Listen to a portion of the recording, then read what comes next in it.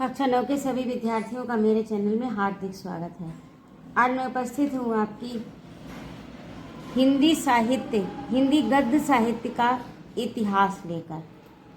तो आइए प्रारंभ करते हैं। ये श्रृंखला चल रही है, इसमें 2 अंक हो चुके हैं, आज आपका तीसरा अंक है। 17वीं शताब्दी के उत्तरार्ध गोसाई विट्ठलनाथ द्वारा रचित श्रृंगार रसमंडन। आपका ये प्रश्न भी बन रहा है कि श्रृंगार मंडन किसकी रचना है, तो इसका उत्तर होगा गोसाई विट्ठलनाथ जी तथा विट्ठलनाथ के पुत्र गोकुलनाथ द्वारा रचित 84 वैष्णव वार्ता, 200 वैष्णव की वार्ता आदि रचनाओं में ब्रजभाषा का गद्य के रूप में प्रयोग हुआ। तो आपके यहाँ पर 2-3 प्रश्न बन रहे हैं। अब देखिए, ब्रजभाषा के मौलिक तथा अनुदित ग्रंथ निम्नलिखित हैं। अनुदित, अभी मैंने पूर्व में आपको बताया कि अनुदित का अर्थ होता है किसी भी ग्रंथ का किसी दूसरी भाषा में अनुवाद करना। तो पहला है प्रियदास द्वारा रचित सेवक चरित्र, लल्लू लाल द्वारा रचित राजनीति माधव विलास और मणिक लाल ओझा द्वारा रचित सोमवंशन की वंशावली। तो ये आपका रहा ब्रजभाषा का। अब अगला है आपका मैथिली गद्य के रचनाकार व उनकी रचनाएं। तो एक ज्योतिरीश्वर ये रचनाकार का नाम है और इनकी रचना है वर्ण रत्नाकर। विद्यापति कीर्तिलता कीर्ति पताका, ये 2 रचनाएं हैं। माधवदेव पिंपर गुंगुचवा नाटक, शंकरदेव राम विजय नाटक। अब अगला आपका है खड़ी बोली का विकास। तो ब्रजभाषा के बाद खड़ी बोली में साहित्य सृजन होने लगा। खड़ी बोली जनसाधारण की बोलचाल की भाषा थी। ये भाषा 14वीं शताब्दी में दिल्ली तथा उसके आसपास के क्षेत्र में बोली जाती थी। मुगल काल में, यानी जब भारत में मुसलमानों का शासन था, खड़ी बोली का प्रयोग संपर्क भाषा के रूप में किया जाने लगा। यानी आपस में जो आपसी संपर्क होता था, तो एक दूसरे की बात को समझने के लिए जिस भाषा का प्रयोग किया गया वह खड़ी बोली थी। यद्यपि मुगलों की मातृभाषा फारसी थी, अतः फारसी मिश्रित खड़ी बोली का जन्म हुआ, क्योंकि उसमें उस समय वह जो भाषा थी वो मुगलों की थी फारसी, और इधर खड़ी बोली, तो दोनों के शब्द आपस में मिल गए थे संपर्क के कारण, जिसे हिंदवी आदि नामों से जाना जाने लगा। 14वीं शताब्दी में अमीर खुसरो ने खड़ी बोली में पहेलियां व मुकनियाँ लिखी। हिंदी गद्य साहित्य का काल विभाजन। अध्ययन की दृष्टि से हिंदी गद्य साहित्य को निम्नलिखित कालखंडों में विभक्त किया गया। ये इसमें भी आपके कई प्रश्न बन रहे हैं। अब अगला है आपका हिंदी गद्य का काल विभाजन। तो अध्ययन की दृष्टि से हिंदी गद्य साहित्य को निम्नलिखित कालखंडों में विभक्त किया गया, यानी समय में बांटा गया है।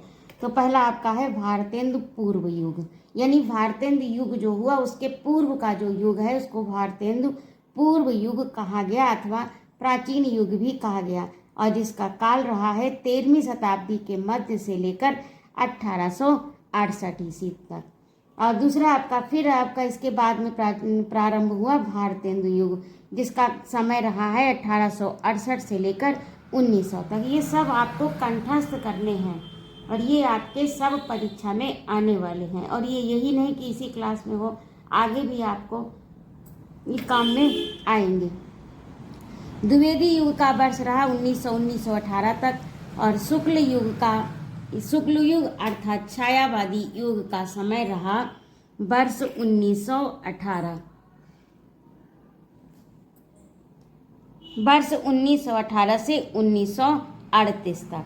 और शुक्लोत्तर युग यानी छायावाद के बाद का जो युग है इसको शुक्लोत्तर युग कहा गया, और शुक्ल युग छायावादी युग एक ही में था, इसका एक ही काल था, वर्ष 1938 से 1447 तक। स्वातंत्र्योत्तर यानी स्वतंत्रता के बाद, जब देश को स्वतंत्रता प्राप्त हो गई तो उसके बाद जो साहित्य लिखा गया उसको आधुनिक युग भी कहा गया, वर्ष 1947 से जो अब तक चला आ रहा, तो वर्तमान समय आधुनिक काल है। तो ये भी एक आपका प्रश्न बन सकता है।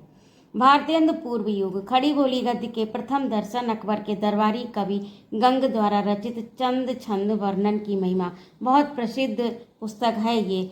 1570 ईस्वी नामक ग्रंथ में होते हैं। जटमल कृत गोरा बादल की कथा 1623 ईस्वी की खड़ी बोली की प्रामाणिक प्रथम गद्य रचना है। आपका ये प्रश्न वेरी इंपॉर्टेंट है।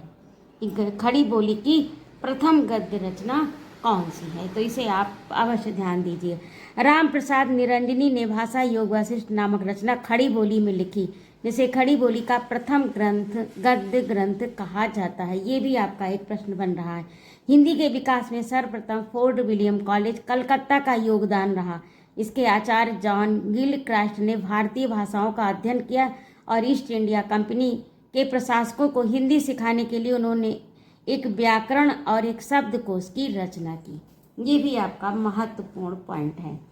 गिलक्रास्ट की देखरेख में अनेक पुस्तकों का अनुवाद और मौलिक रचनाएं भी प्रकाशित हुई। इसी संदर्भ में इंसा अल्लाह खां, लल्लू लाल सदल मिश्र, सदा सुखलाल का योगदान अविस्मरणीय, यानी इसको भुलाया नहीं जा सकता। इंसा अल्लाह खां की रानी केतकी की कहानी ठेठ बोलचाल की भाषा में लिखी। आचार्य रामचंद्र शुक्ल ने इंसा अल्लाह खां की भाषा को रंगीन और चुलबुली कहा है। लल्लू लाल की 14 रचनाएं बताई जाती हैं, उनमें प्रेम सागर उनकी प्रसिद्ध कवि है। और ये भी आपका एक प्रश्न है कि रानी केतकी की कहानी किसने लिखी, प्रेम सागर के किसने लिखी और प्रेम सागर के रचयिता कौन है? नासिकेतोपाख्यान आध्यात्म रामायण रामचरित की रचना की सदल मिश्र ने। सदा सुखलाल ने अपने सहयोगियों की तुलना में कम लिखा। सुख सागर इनकी प्रसिद्ध रचना है। और खड़ी बोली के विकास में ईसाई धर्म प्रचारकों ने भी पूर्ण रूप से सहयोग दिया। बाइबिल का प्रचार करने के लिए ईसाइयों मिशनरियों ने खड़ी बोली गद्य में इनका भाषांतर करवाया और स्वयं के धर्म का प्रचार किया। वो स्वयं के धर्म का प्रचार अवश्य करा रहे थे, लेकिन विकास खड़ी बोली का हो रहा था।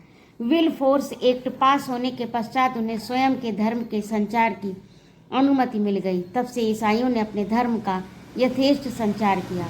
इन्होंने एक और मुफ्त में ईसाई धर्म की पुस्तकें व पैम्पलेट लोगों में वितरित किए, तो दूसरी ओर छोटे छोटे मिशन खोलने आरंभ कर दिए। आर्य समाज ने भी हिंदी के प्रचार प्रसार में अपना महत्वपूर्ण योगदान दिया। आर्य समाज के संस्थापक स्वामी दयानंद सरस्वती एक गुजराती थे, परंतु उन्होंने अपने ग्रंथ सत्यार्थ प्रकाश की रचना हिंदी में ही की थी, जबकि उनकी मातृभाषा जो थी गुजराती थी। 1817 ईस्वी में कलकत्ता बुक सोसाइटी और 1833 के लगभग आगरा स्कूल बुक सोसाइटी की स्थापना हुई। इसमें विभिन्न विषयों की पुस्तकों का प्रकाशन हुआ। हिंदी के विकास में पत्र पत्रिकाओं का महत्वपूर्ण योगदान रहा। भारतेंदु पूर्व काल में हिंदी का पहला समाचार उदंत मारदंड, ये भी आपका एक प्रश्न बन रहा है कि उदंत मारदंड किस काल का समाचार पत्र, पहला समाचार पत्र कौन सा है, जो कि 1826 ईस्वी कलकत्ता में प्रकाशित हुआ। 1828 ईस्वी में कलकत्ता से वंगदूत का प्रकाशन आरंभ हुआ, जिसे 1829 ईस्वी में सरकार ने बंद करवा दिया। राजा शिव प्रसाद सितारे हिंद ने बनारस अखबार 1845 ईस्वी का प्रकाशन आरंभ किया। इसकी भाषा हिंदुस्तानी थी, यानी हिंदुस्तानी का मतलब था कि इसमें जो हिंदुस्तानी में अन्य बोलियां भी बोली जाती थी उनके भी शब्द शामिल थे।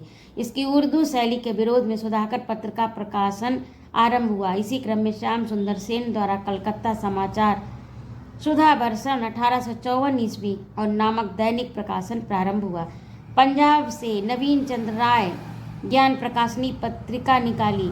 राजा शिव प्रसाद सितारे हिंद ने विद्यालयों के लिए अनेक पाठ्य पुस्तकों की रचना करके हिंदी के विकास और प्रचार में योगदान दिया। राजा लक्ष्मण सिंह ने 1861 ईस्वी में आगरा के प्रजा हितैषी नामक समाचार पत्र प्रकाशित किया। इन्होंने संस्कृत गर्भित शुद्ध हिंदी का प्रचार प्रसार किया। ये भी आपका एक प्रश्न बन रहा है, क्योंकि यहीं से हिंदी की संस्कृत गर्भित यानी संस्कृत के शब्दों का प्रयोग इसमें आने लगा। राजा लक्ष्मण सिंह ने शकुंतला नाटक का अनुवाद संस्कृत से खड़ी बोली में किया। तो इस प्रकार से अगर ये आप ध्यान से नोट सुनेंगे और इन पर ध्यान देंगे तो आपके कई प्रश्न तैयार हो रहे हैं, जो आपको इसी कक्षा में नहीं बल्कि आगे भी सहायक सिद्ध होंगे।